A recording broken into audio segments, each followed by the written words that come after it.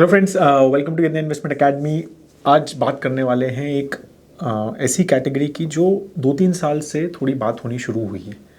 Category है 2017 में जब सेबी की कैटेगराइजेशन आया था तो तब ये कैटेगरी क्रिएट हो गई थी, लेकिन 2-3 साल तक कुछ खास इसका परफॉर्मेंस रहा नहीं। इस कैटेगरी का हार्डली कोई एक आध दो फंड था जो थोड़ी बात होती थी, लेकिन ओवरऑल कैटेगरी की कभी ज़्यादा डिस्कशंस में नहीं आई। बट लास्ट ऑलमोस्ट 3 years से now the category overall has started performing well, right. और थोड़ा नोटिस में आए हैं, कुछ फंड्स अच्छे कर रहे हैं। तो अब एक टिपिकली अगर हम एक इन्वेस्टर हैं तो they are considering right this also as a part of the selection criteria कि भाई हमें एक large and mid cap right category भी हमारे एक एलोकेशन थॉट प्रोसेस से, मतलब एक हमारे सिलेक्शन क्राइटेरिया में होना चाहिए कि अगर हमें 5 फंड लेने हैं, 3-4 फंड लेने हैं, तो फिर ये लार्ज एंड मिड कैप को भी लोग देख रहे हैं, राइट, कि भाई ये भी एक फंड कैटेगरी हम देख सकते हैं। और जैसा मैंने बोला कि क्यों ये सब चीज़ें हम थोड़ा देखेंगे, राइट। तो यहाँ पर इस वीडियो में we will basically compare the top funds as well and overall category जो है इंडेक्स वगैरह के साथ कैसा कर रही है, वो सब चीज़ें यहाँ पर समझेंगे और ये कैटेगरी एग्जैक्टली है क्या, वो सब चीज़ें समझेंगे, राइट। वीडियो पूरा का पूरा हमारा जो फंडोमीटर प्लेटफॉर्म है, राइट, उसका ही डेटा है। मोस्ट ऑफ द डेटा इसलिए वहाँ पर और भी बहुत ज़्यादा डेटा है। We will keep on talking कि वहाँ पर क्या क्या डेटा और है, राइट। तो बेसिकली कैटेगरी क्या है, जैसा नाम है लार्ज और mid, large and mid cap category है। तो जो सेबी नॉर्म्स हैं, राइट, जो कैटेगराइजेशन के नॉर्म्स हैं वो ये हैं कि भाई जो भी फंड मैनेजर इसमें काम करेगा उसको मिनिमम 35% लार्ज कैप में रखना है और मिनिमम 35% मिड कैप में रखना है। तो 70% हो गया और 30% वो कहीं भी रखे। तो मोटा मोटा ये जो है उसका कैटेगराइजेशन है। 30% उसकी मर्जी है, वो जहाँ उसको रखना है, बट 35% मिनिमम, इसमें 35% मिनिमम है, ठीक है। उसके ज़्यादा भी रख सकते हैं और ये भी कर सकते हैं 35% लार्ज, 35% मिड और बाकी 30% स्मॉल, वो किया जा सकता है, नो प्रॉब्लम। लेकिन इतना ज़रूरी है, ठीक है। तो ये समझ गए अब आप।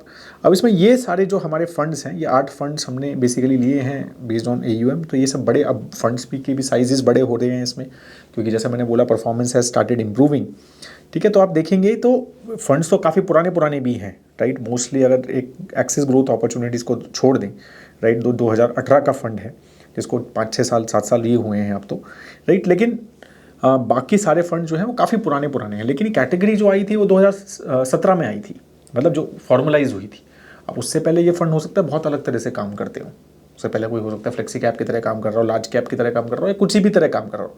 तो टिपिकली हमें जो देखना है वो 2017 के बाद ही देखना है, ठीक है। तो हमें मेजरली लास्ट 7 से 8 साल, एक आप मान सकते हैं कि 8 साल का हमें होराइजन मैक्स जो है वो देखना है और उसी में हमारा कंपैरिजन होना चाहिए। उससे ज़्यादा का मतलब ज़्यादा सेंस नहीं बनता है, क्योंकि फंड ही हो सकता है बिल्कुल अलग हो 2017 से पहले वो वाला, ठीक है। उसके बाद उसने अपना नाम चेंज किया, ये सब चीज़ें चेंज की और फिर वो बन गया, ठीक है। अब जैसे मैंने बोला serious AUM has started coming up. जैसे अब मेरा ऐसे लार्ज एंड मिड कैप ये सब 28 फरवरी 2025 का डेटा है, तो अभी ऑलमोस्ट 34,000 का सबसे बड़ा फंड है।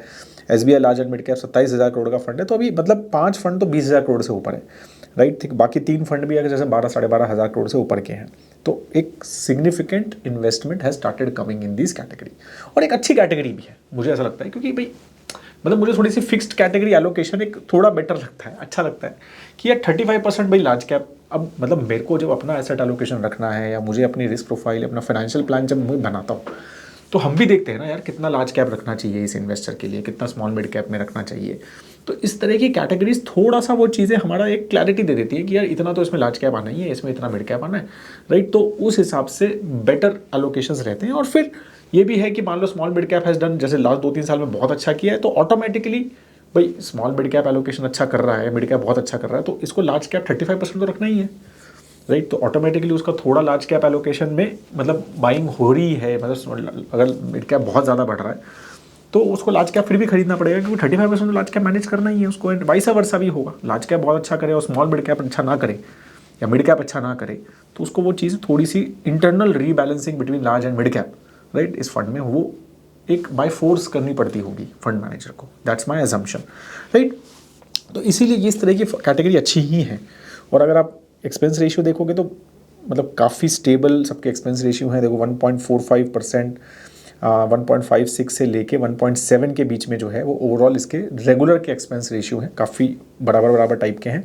एंड डायरेक्ट के भी जो है उसमें थोड़ा डिफरेंस है, वो 0.6 से लेके 0.9 तक के बेसिकली डायरेक्ट के expense ratio. Number of stocks भी काफ़ी डिफरेंट है, बट ज़्यादातर काफ़ी डाइवर्सिफाइड है, और ये टिपिकली इस तरह की कैटेगरीज में है। मल्टी कैप में भी देखोगे ना कैटेगरी, जब हमने बात की थी तो नंबर ऑफ स्टॉक्स ज़्यादा होते हैं, क्योंकि चेंजेस करने पड़ते हैं ना, रीअलाइनमेंट, जैसे रीबैलेंसिंग करनी है, भाई मुझे लार्ज कैप बेचना ही पड़ रहा है बिकॉज वो बहुत बढ़ गया है, और मेरे को मिड कैप खरीदना ही पड़ गया है क्योंकि वो 35% से कम चला गया है, मान लो नहीं बढ़ा वो एज विद रिस्पेक्ट टू, तो फिर मुझे लार्ज कैप बेचना है, तो मेरे पास नंबर ऑफ स्टॉक थोड़े ज़्यादा रहेंगे, तो मैं लिक्विडिटी वगैरह मैनेज कर पाऊंगा ना, स्पेशली बड़े फंड हाउसेस के लिए, राइट। तो इसलिए आप देखोगे तो एक एवरेज अच्छा खासा मतलब यहाँ पे नंबर ऑफ स्टॉक्स हैं, राइट। तो इसमें 105 है, 72, 67, मतलब कोई ऐसा कॉन्सेंट्रेटेड यहाँ पे आपको फंड नहीं दिख रहा है, ठीक है। तो ये चीज़ें आप समझ गए। तो इस फंड्स की हम थोड़ा और कंपैरिजन जैसे जैसे डिटेल में करते रहेंगे। तो now if you will see कि asset allocation wise, right, category में कितना लार्ज, कितना मिड, एवरेज कितना है, राइट। तो 47% लार्ज कैप एलोकेशन है कैटेगरी का, राइट। मिड कैप का 36% लार्ज मिड कैप एलोकेशन है कैटेगरी में, 12% के आसपास उनका स्मॉल कैप एलोकेशन है एवरेज, और बाकी अदर्स है, उसमें मेजरली कैश होगा और थोड़ा बहुत कभी कभी कुछ इंटरनेशनल स्टॉक्स वगैरह भी लेते हैं, तो वो बाकी 5.7% है। तो मतलब 35% का लार्ज कैप मैंडेट है, लेकिन most of the funds are more than that, तो लार्ज कैप ज़्यादा कैरी कर रहे हैं। तो 47% का एवरेज लार्ज कैप एलोकेशन है। वहीं अगर हम large cap mid cap index देखें BSE का, BSE 250 जो है, तो उसमें 52% लार्ज कैप है, ठीक है। तो इसलिए उस हिसाब से लार्ज कैप एलोकेशन थोड़ा कम है। मिड कैप एलोकेशन उसमें ऑलमोस्ट 44.4% है, इसमें 36% है, तो उसमें कम है। बट स्मॉल कैप एलोकेशन ज़्यादा है, उसमें स्मॉल कैप एलोकेशन तो नेग्लिजिबल ही है, मतलब मेरे ख्याल से, क्योंकि वो तो मेजरली है ही large and mid cap, right. तो ऑलमोस्ट नेग्लिजिबल वो रहेगा, बाकी 5 पॉइंट उसमें तो है ही नहीं, मतलब वो। तो इस तरह से हमारा ये डिफ्रेंशिएशन है, राइट। तो आप देखेंगे तो टिपिकली कैटेगरीज जो है वो मिड कैप एलोकेशन को 35 के आसपास ही मैनेज कर रहे हैं। अब ये तो लेटेस्ट नंबर्स हैं, अभी थोड़ा हिस्टोरिकल देखना है आपको ये नंबर्स, तो आप हमारे फंडोमीटर में देख सकते हैं, वहाँ पर हिस्ट्री भी दिखेगी, राइट। तो थोड़ा सा मैं भी दिखाऊंगा, बट ये चीज़ आपको दिखेगी। तो ये 47% अगर आपको है, अभी देखो आप यहाँ हिस्ट्री है, तो अभी ये 47 के आसपास यहाँ पे है, और ये कितना हो गया अपना 36 या 36 है mid cap. This is light blue is mid cap, dark blue is large cap, and this I don't know what colour is this, sky blue, right. या तो ये जो कलर है थर्ड वाला, ये स्मॉल कैप है, तो ये अराउंड 11% के आसपास स्मॉल कैप है, राइट। तो अगर आप देखेंगे तो 2017 से ये बेसिकली प्लॉट किया गया है, क्योंकि मैंने जैसे बोला 2017 से ही हमें देखना चाहिए। तो पहले लार्ज कैप एलोकेशन ज़्यादा थे, फिर थोड़े से मतलब वो 60% के आसपास से लेके अब वो 47 के आसपास आए हैं, बट वो टिपिकली वो पहले ही 50 के आसपास आ गए थे 2019 में, उसके बाद उन्होंने मेंटेन ही किया है। मतलब कैटेगरी ने ऐसा नहीं है कि 35 तक लेके गए हैं, देखो 35 का तो मार्क यहाँ है, तो कभी भी कैटेगरी जो है वो 35-40 के आसपास नहीं लेके गई, वो हमेशा लार्ज कैप को ज़्यादा ही रख रही है। वो 45-50% के बीच में लार्ज कैप कंसिस्टेंटली अगर आप देखोगे तो 45-50% के आसपास एटलीस्ट लास्ट 3-4 साल में लार्ज कैप एलोकेशन इस कैटेगरी ने रखा है, राइट। 45 से 50 के बीच में। मिड कैप पहले बहुत कम था, पहले तो 15-20 था, लेकिन जब उस टाइम फिर जब ये सारी चीज़ें चेंज हुई कि भाई सेबी के हिसाब से, तो आई थिंक दे हैव एकदम significantly increased mid cap allocation. और अगर आप देखेंगे तो कंसिस्टेंटली मुझे लगता है कि वही 35-38% के आसपास का mid cap allocation average category ले रही है। Same with small cap allocation थोड़ा सा बीच में कम हुआ था, कोविड के टाइम पे कम किया था, बट फिर थोड़ा थोड़ा बढ़ा के अब 10-11% का small cap allocation has actually increased. अब इसका रीज़न ये भी हो सकता है कि small cap has done also very well, तो उसके वैल्यूएशन ही बढ़ गए हैं, राइट, जो स्टॉक्स इन्होंने रखे हैं। तो ये चीज़ समझ गए, तो मतलब एक स्टेबिलिटी है। मतलब आप अगर ये कैटेगरी में कोई फंड ले रहे हैं, भाई ऑब्वियसली फंड वाइज और भी चीज़ें देखेंगे, बट टिपिकली आप ये सोच सकते हैं कि यार मैं अगर इसमें लेता हूँ ना, तो 45% के आसपास का मुझे लार्ज कैप एलोकेशन मिलता है, राइट। अराउंड 35-38% के आसपास 45% लार्ज कैप, 35% के आसपास मिड कैप एलोकेशन मिलता है, बाकी अराउंड 8-10% मेरे को स्मॉल कैप एलोकेशन मिल रहा है, और वही उसका एटलीस्ट 3-4 साल से तो वैसा ही स्टेबिलिटी वो दे रहा है। अब हम इन फंड्स के बारे में ये चीज़ सेम चीज़ डिस्कस करते हैं, राइट। तो अगर हम फंड्स के बारे में ये चीज़ डिस्कस करें तो Mirae Asset large and mid cap जो है उसका करंटली 50% लार्ज कैप है, जो सबसे बड़ा फंड है, राइट। और 35% एकदम एग्जैक्ट उसने मिड कैप, भाई जैसे जो बोला है सेबी ने वो मैनेज कर रहा है। 14% उसने स्मॉल कैप, तो स्मॉल कैप एलोकेशन उसका ज़्यादा है, ठीक है। अब यही चीज़ स्मॉल एंड SBI देखो आप, SBI का तो लार्ज मिड कैप एलोकेशन ही कम है, बट उसने कैश अच्छा रखा हुआ है, 7% के आसपास कैश रखा है, राइट। तो कैश बढ़ा है, लेकिन उसका स्मॉल कैप 17% है, क्योंकि लार्ज मिड कैप में 10%, लार्ज में फ़र्क है ना 10%, सिर्फ 40% ही लार्ज है, ये तो मिड कैप बराबर बराबर ये 35 के आसपास, मतलब आप देखेंगे तो मिड कैप सब में ही है 35 से 38, मतलब इसी का थोड़ा सा कैनरा रॉबी क्यों नहीं मिड कैप ज़्यादा रखा है, मतलब मिड कैप तो ये ऐसा ही मान रहे हैं कि भाई 35%, मतलब बस सेबी का मतलब बोला है 35 रखना है तो 35 रखेंगे, राइट। तो वैसा ही है, तो सारा गेम जो हो रहा है वो लार्ज स्मॉल और कैश में हो रहा है, सारे फंड्स मिड में 35 ही रख रहे हैं। तो आपके लिए इजी हो गया ना, अब आपको कोई मान लो रखना है कि यार मेरे को इतना large cap mid cap allocation लेना है, तो उस हिसाब से थोड़ी सी इजी है कि 35% तो मिड कैप, मतलब मिड कैप 35 ही है यहाँ पर, 1-2% ऊपर नीचे, बट मेजरली उतना ही है, ठीक है। और यही चीज़ स्मॉल कैप थोड़ा सा डिफरेंस है, देखो कोटक इक्विटी इमर्जिंग देखें या एक्सिस ग्रोथ, तो ये तो स्मॉल कैप एलोकेशन बहुत कम है, 5% का स्मॉल कैप एलोकेशन है। कोटक जो है वो लार्ज कैप ओरिएंटेड है, उसने 57% लार्ज कैप रखा है, राइट। मिड कैप उतना ही रखा है लेकिन कैश भी कम है। लेकिन यहाँ पे अगर आप देखो ग्रोथ एक्सिस फंड ने मिड कैप स्मॉल कैप रखा है, लेकिन इसने 11% ओवरसीज फंड रखा हुआ, तो ये थोड़ा सा डिफरेंट है। ये सारी चीज़ें भी हमें ध्यान रखनी पड़ती हैं जब फंड सिलेक्शन लेते हैं कि भाई मैं एक्सिस, अभी मैं सिर्फ अगर रिटर्न्स देख लूँ, भाई एक्सिस ने इसलिए अच्छा किया हो, क्या पता कि उसके पास ओवरसीज स्टॉक्स हो इसलिए अच्छा किया, उल्टा भी हो सकता है कि उसने इसलिए अच्छा ना किया हो कि उसके पास कोई ऐसे स्टॉक्स हैं जिसने अच्छा नहीं किया है ओवरसीज में, बट मुझे ओवरसीज एलोकेशन चाहिए क्या, राइट। या फिर तो वो सारी चीज़ें और चाहिए तो मुझे आई एम ओके, राइट। तो ये नहीं, मुझे ज़्यादा फर्क नहीं पड़ता 10-12% ओवरसीज में, तो दैन इट्स ओके। बट ये सारी चीज़ें भी जब हम सिलेक्ट कर रहे हैं ना, एक कैटेगरी हमने सोच लिया कि लार्ज मिड कैप कैटेगरी लेनी है मुझे, फिर ये थोड़ा सा चीज़ें इसमें डाइव इन करा करो, राइट, कि ये किस तरह से मैनेज कर रहे हैं। अब आपको देखो ये बिल्कुल अलग फंड, थोड़ा सा अलग टाइप का फंड हो गया ये जो है। इसी तरह से कोटक जो है भाई, कोटक थोड़ा अलग तरह का फंड है, लार्ज कैप ओरिएंटेड फंड है। अब ये हिस्ट्री में भी जाना पड़ेगा, अब हिस्ट्री आप देख सकते हैं फंडोमीटर पे इसकी कि कोटक इक्विटी अपॉर्चुनिटीज अभी 57 है, पहले कैसा था, राइट। मतलब ये नहीं है ना कि अभी मतलब 2-4 महीने से 57 किया है, पहले तो 45-50 पे ही था, तो वो भी देखना पड़ सकता है, राइट। अब जैसे SBI large and mid cap है कि भाई वो 40 है, अब इसमें तो उसने कैश ज़्यादा रखा हुआ है, बट वो 40-41 के आसपास ही, मतलब एक थोड़ा सा एग्रेशन परस्पेक्टिव से है क्योंकि स्मॉल कैप एलोकेशन इसका ज़्यादा है, राइट। तो ये थोड़ी सी चीज़ें हमें यहाँ पर समझनी है, राइट। अब ICICI large and mid cap तो भाई बिल्कुल ऐसा स्टैंडर्ड है 48, 36 और 10% स्मॉल, 6% का cash, right. Same with SDFC 48, 36, 14.5 इसमें इसने कैश नहीं लिया, बस वो उसकी जगह स्मॉल कैप लिया हुआ है। तो ये सब फंड जो है थोड़े थोड़े इस चीज़ में डिफरेंट है, कैटेगरी एवरेज हमने डिस्कस कर ही ली है, राइट। तो ये चीज़ें हमें समझनी है व्हेन वी आर सिलेक्टिंग, तो this slide becomes important, right. ये डेटा आपको मिल सकता है हमारे फंडोमीटर पे भी, तो बट ये चीज़ इंपॉर्टेंट है कि एनालाइज करना कि मैं कितना एग्रेशन ले रहा हूँ, राइट। अब मैं वही कह रहा हूँ कि it can be SBI large and mid cap can be little bit different risk profile than Kotak equity opportunities. Again वो कैश का भी डिफरेंस है बट वो हो सकता है। तो ये चीज़ें थोड़ी सी हमें समझनी ज़रूरी होती हैं जब ये हम करते हैं।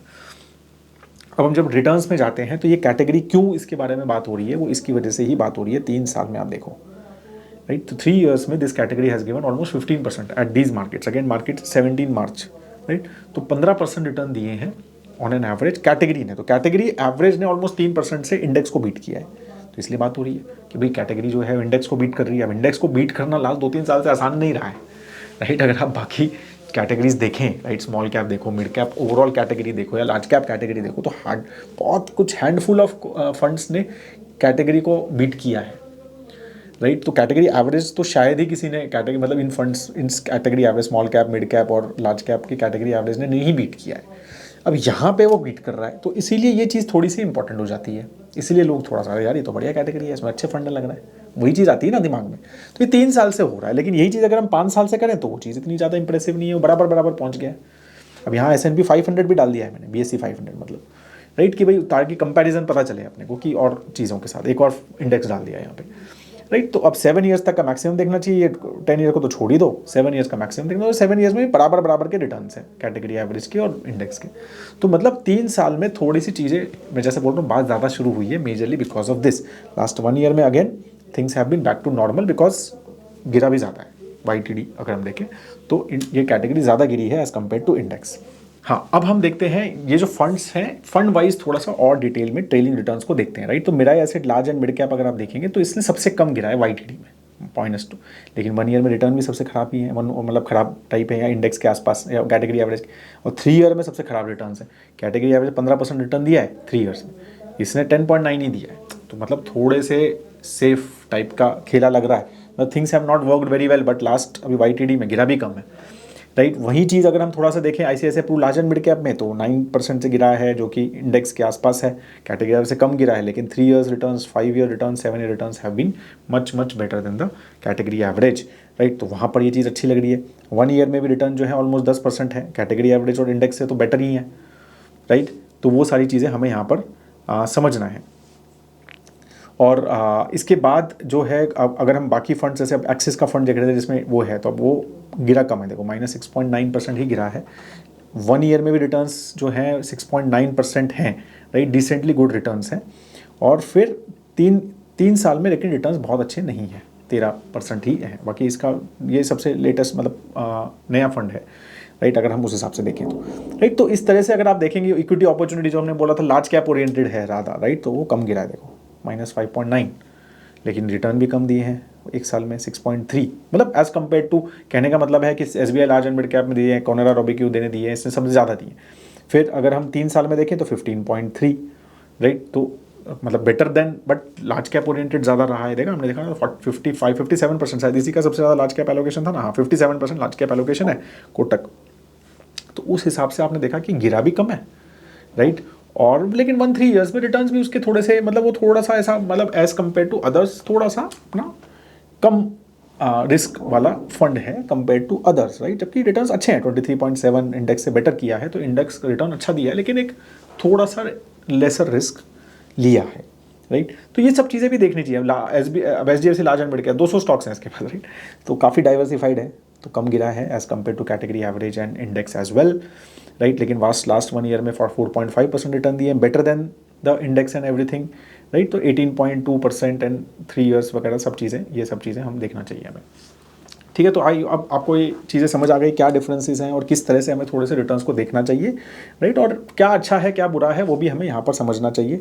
10 years के रिटर्न्स को वो कर दो, बट ओवरऑल अगर ट्रेलिंग पर्सपेक्टिव से, अगर हम कैलेंडर पे जाएंगे तो ट्रेलिंग पर्सपेक्टिव से तो ICICI अच्छा लग रहा है, क्योंकि आई एम श्योर उसने काफ़ी अच्छे रिटर्न दिए हैं 3-5 years में। अब हम कैलेंडर रिटर्न्स में जाते हैं। तो कैलेंडर रिटर्न्स में क्यों, जैसा मैं बोल रहा हूँ कि क्यों इसकी बात हो रही है, देखो 4 साल में कंसिस्टेंटली जो है इसने अच्छा परफॉर्म किया है। क्यों? क्योंकि मार्केट भी बहुत अच्छा रहा है, वो भी रीज़न है, right. But consistently category average और इंडेक्स को बीट किया है, एक्सेप्ट 2022 ऑफ कोर्स। 2022 में कम खराब था, लेकिन 2023-24 में फिर से बहुत अच्छा परफॉर्मेंस, 2021 में बहुत अच्छा परफॉर्मेंस, बट तीनों बुल मार्केट थी। बुल मार्केट में तीनों बार अच्छा किया है, बियर मार्केट में इस बार अच्छा नहीं किया, ठीक है। 2020 में भी एक बुरा था। अब जैसे मैंने बोला ना, लास्ट फर्स्ट 2-3 साल उसकी कोई बात नहीं है, देखो किस लिए बात नहीं हुई, 2018 में रिटर्न देखो, 19 में देखो, 20 में देखो, यहाँ तक कोई बात नहीं कर रहा था इस कैटेगरी की, ठीक है। फिर अब बिल्कुल डिफरेंट हो गया है, अब इस फंड कैटेगरी की बात होनी शुरू हो गई है, because the category has started performing well. तो अब ये बुल मार्केट कैटेगरी है क्या? अभी तक तो ये कैलेंडर से देख के तो ऐसा ही लग रहा है ना। देखो ये मार्केट अच्छा नहीं था, ठीक है, ये मार्केट अच्छा नहीं था, तो 2 मार्केट तो अच्छी नहीं थी 2018 और 2022, उसमें तो इतने खराब परफॉर्मेंस किया है। तो क्या ये आगे अब 2025 भी अगर ऐसा रहता है, YTD तो खराब है अभी तक, राइट। तो it's more aggressive category than the index, समझ गए हो आप। तो ये चीज़ को भी समझना है। तो ये बुल मार्केट में तो अच्छा करेगा लेकिन जब मार्केट इतना अच्छा नहीं करता तो शायद इतना अच्छा ना करे, तो इंडेक्स विल डू बेटर। और obviously index has 250 stocks as well, तो ऑफ कोर्स मतलब 250 से डाइवर्सिफिकेशन भी तो है। तो अब जो है कैलेंडर रिटर्न्स पे जाते हैं, जो ये फंड वाइज, ठीक है। तो यही चीज़, मतलब अगेन कंपैरिजन यही है कि सबसे अच्छा कॉर्नेरा रोबेक्यू ने सबसे अच्छा 2024 में तो रिटर्न सबसे अच्छे दिए हैं, और कॉर्नेरा रोबेक्यू एक थोड़ा सा एग्रेसिव है, उसके पास भी स्मॉल मिड कैप एलोकेशन ज़्यादा है, राइट। फिर 2024 में लेकिन इसने सबसे ख़राब भी दिए हैं, 2022 में भी नेगेटिव रिटर्न्स थे इसके, सबसे ख़राब एक्सिस ने सबसे ख़राब रिटर्न दिए हैं 2022 में। अगेन एक्सिस इशू भी हुआ था, आई थिंक वो भी थोड़ा सा एक हैंगओवर रहा होगा, बट उससे पहले axis was one of the best performing 2019-20-21, right. 2019-20 में जब इस कैटेगरी की ज़्यादा बात नहीं होती थी, उस time Axis was doing decently well, right. Even Canara Robeco ने 2020 में रिटर्न अच्छे दिए हैं, ठीक है। तो इसलिए वो भी एक अच्छा इंडेक्स मतलब फंड रहा है, बट उसके बाद अभी भी अच्छा कर रहा है वो, राइट। लेकिन ICICI Pru large and mid cap के रिटर्न इतने अच्छे क्यों हैं? क्योंकि आप देखो तो कंसिस्टेंसी है, राइट। 2023 में, 2020 में, मतलब ख़राब कभी भी उसने कंसिस्टेंटली कभी भी ख़राब, सिर्फ 2020 में उसका मेरे को लगता है कि ख़राब टाइम था, 2020 was not that great, right. लेकिन उसके बाद 4 साल उसने कंसिस्टेंटली एक इंडेक्स से अच्छे रिटर्न्स, और 2022 में तो 12% रिटर्न दिए हैं। तो उसने एक बियर मार्केट को बीट किया है, मतलब 2022 में। उसके बाद फिर बराबर बराबर के रिटर्न, तो बराबर बराबर के रिटर्न। तो ICICI Pru large and mid cap ने क्या किया, 2022 में बहुत अच्छे रिटर्न दिए और उसकी वजह से उसके 3 ईयर रिटर्न बहुत अच्छे हो गए। बाकी उसने कैटेगरी एवरेज के आसपास रिटर्न दिए हुए हैं, देखो आप। ठीक है, तो ये चीज़ इंटरेस्टिंग होती है, राइट, कि कैसे कैसे अलग अलग फंड्स अलग अलग चीज़ें कर रहे हैं, कौन कितना एग्रेसिव है, कौन कैसे बिहेव कर रहा है, वो सारी चीज़ें देखनी है। देखो आप Canara Kotak equity large cap oriented है, वही चीज़ है, 7% रिटर्न दिए, काफ़ी अच्छे रिटर्न दिए 2022 में। यही SBI large and mid cap ने भी 7% 2022 में, जिसने भी बहुत अच्छे रिटर्न्स दिए हैं, right, they have typically done very well, right. Mirae Asset large cap का क्या इशू हुआ, खराब रिटर्न 2022 में, 2024 में भी खराब रिटर्न, और इसलिए उसके खराब रिटर्न दिख रहे हैं लास्ट 2-3 साल में, राइट। जबकि उससे पहले उसने रिटर्न अच्छे दिए हैं, अब 2019 में बहुत अच्छे रिटर्न दिए हैं, राइट। और इसमें भी क्या कहते हैं 2020 में भी 22% रिटर्न दिए हैं, तो दो साल इसके बहुत अच्छे रहे। लेकिन उसके बाद 2021 भी डिसेंट रहा, राइट, कोई ख़राब नहीं रहा, बट लास्ट 3 साल has not been that great. तो ये सारी चीज़ें हमें कंसिस्टेंसी कहाँ दिख रही है, कंसिस्टेंसी कहाँ सबसे ज़्यादा दिख रही है, वो आप देखोगे तो सबसे ज़्यादा कंसिस्टेंसी आपको एक तो आईसीआईसीआई में दिख रही है, एटलीस्ट रिसेंटली देखें, राइट। तो एक खराब साल रहा है 2020। HDFC large and mid cap का खराब साल 2019 रहा, राइट। फिर क्या कहते हैं हमने देखा तो 2022 भी ठीक है, 22 तो अच्छा रहा उसका साल, राइट। एंड आई थिंक थोड़ा सा खराब जो है 2024 रहा, राइट। तो दो थोड़े से खराब साल रहे। तो इस तरह से वी कैन सी कि what who is the most consistent. Again there can be market driven as well, क्योंकि every one is having different thought process. अब एक्सेस थोड़ा सा, भाई हमारे पास यूएस इक्विटी भी है, या मतलब फॉरेन इक्विटी भी है। कोटक बोलता है कि यार मेरे पास लार्ज कैप ज़्यादा है तो मैं उस हिसाब से बिहेव करूँगा। एचडीएफसी बोलता है कि भाई मेरे पास तो 200 स्टॉक्स हैं, मैं उस हिसाब से बिहेव करूँगा। आईसीआईसीआई बोलता है कि भाई मैं तो बुरे टाइम पे ज़्यादा अच्छा करूँगा, तो मैं उस हिसाब से बिहेव करूँगा। तो ये चीज़ें भी हमें समझनी है when we are finalising the fund. अब rolling returns, sir rolling returns मुझे लगता है कि हमें थोड़े ज़्यादा नहीं देखने, 10 साल कंप्लीट नहीं हुए हैं कैटेगरी को, राइट। तो इसमें थोड़ा सा गड़बड़ नंबर हो सकता है, क्योंकि टिपिकली 10 ईयर्स डेटा पे ही ये हम करते हैं। तो 10 साल कंप्लीट नहीं हुए हैं, तो 7 साल के डेटा पे इसको करने का बहुत ज़्यादा सेंस नहीं है, तो इसलिए मैं थोड़ा सा स्किप करता हूँ इसको। अब सेक्टर एलोकेशन देख रहे हैं कि अलग अलग फंड्स भी अलग अलग तरह से सोचते हैं, राइट, कि किस तरह का। देखो बैंकिंग सेक्टर तो है डेफिनेटली एक बड़ा सेक्टर होता है, तो बैंकिंग और फिनांस सेक्टर में टिपिकली ज़्यादा एलोकेशंस रहते ही हैं सभी बड़े, राइट। तो एसबीआई ने 21% का सबसे ज़्यादा एलोकेशन बैंकिंग में लिया हुआ है, तो एचडीएफसी में 19% का एलोकेशन लिया हुआ है। वहीं पर देखो आप एक्सिस ने 13% का एलोकेशन लिया है, तो उसने ज़्यादा नहीं लिया, उसने आईटी में ज़्यादा लिया है, राइट। तो एक्सिस के मेरे को आईटी में ज़्यादा लेना। अब यही चीज़ आईसीआईसीआई में देखो तो ऑटो में ज़्यादा लिया है, 17% का एलोकेशन। अब 17% का एलोकेशन तो किसी का भी नहीं है, राइट। तो every one has a different view of each, right, at each वो थॉट प्रोसेस के हिसाब से, राइट। अब टॉप स्टॉक्स एलोकेशन, अब ऑब्वियसली बैंक का सबसे ज़्यादा, तो एचडीएफसी बैंक सबसे ज़्यादा लोगों के पास है, एक्सेप्ट मेरे ख्याल से आईसीआईसीआई बैंक के पास नहीं है, right. ICICI bank ICICI large and mid cap के पास नहीं है, तो उसके पास आईसीआईसीआई बैंक है, क्योंकि वो आईसीआईसीआई का है अगेन, राइट। तो ये सारी चीज़ें हमें हैं। तो आईसीआईसीआई बैंक और एचडीएफसी बैंक आर द मतलब सबसे ज़्यादा है। फिर इन्फोसिस भी 4 कंपनीज के पास है, and then you will see कि they are diversified, but these 2 stocks are almost with everyone, right. बाकी यू विल सी कि बहुत सारा वो है। अब रिस्क रेशियोज, राइट, तो ये चीज़ जो हमें थोड़ा सा रिस्क जब हम रेशियोज में करते हैं तो हमें और चीज़ें समझ आ जाती हैं, राइट। तो अल्फा तो जनरेट नहीं कर रहा है, लार्ज एंड मिड कैप मतलब मेरा ऐसे ठीक है, ही सबसे खराब है, और बट आईसीआईसीआई का सबसे अच्छा है लोग, और लास्ट 1-2 साल में ऑफकोर्स थोड़ा सा ही रिसेंसी बायस रहेगा इसमें, राइट। तो मेरा asset 2019-20-21 was very good, 22-23-24 was not that great, right. और ICICI Pru large mid cap का 21-22-23-24 has been very good, right. तो इसीलिए ये ज़्यादा अच्छा कर रहा है उस हिसाब से, तो इसके अल्फा बहुत अच्छा दिख रहा है, राइट। बीटा वाइज अगर आप देखोगे तो रिस्क भी ये काफ़ी कम लेता है, वोलेटिलिटी वाइज एटलीस्ट 1 ईयर में, तो 1 ईयर की वोलेटिलिटी है ये, तो 1 ईयर में तो आईसीआईसीआई इसकी वोलेटिलिटी भी सबसे कम है, उस हिसाब से इसके शार्पर रेशियो स्टैंडर्ड डिविएशन भी इसके कम है, राइट। तो रिस्क वोलेटिलिटी कम है और अल्फा ज़्यादा है, बट अगेन क्या इसका मतलब ये है कि ये फंड लेना चाहिए? नहीं, of course you will have to go detail.